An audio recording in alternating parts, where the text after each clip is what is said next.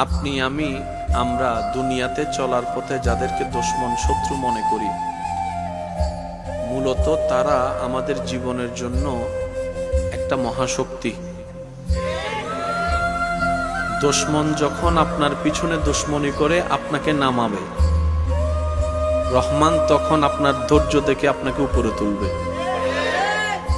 কাউকে যদি দেখেন আপনার রিজিকে হাত দিচ্ছে, আপনি মনে করছেন আপনার রিজিকে আপনার ভাগে হাত দিচ্ছে, না, সে তার রিজিকের মধ্যে নিজের রিজিকে নিজে হাত দিচ্ছে, নিজেই নষ্ট করে দিচ্ছে।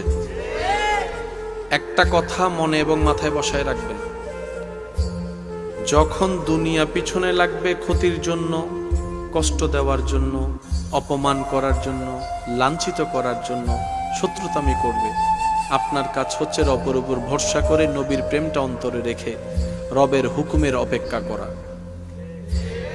আপনার ধৈর্যটা যেদিন রবের কাছে পছন্দ হয়ে যাবে, সেদিন রব্বুল আলামিন নিজেই আপনাকে কুদরতিভাবে সাহায্য করা শুরু করবেন। ইন্নাল্লাহা মাআস সাবিরিন, চিৎকার দিয়ে বলেন সুবহান।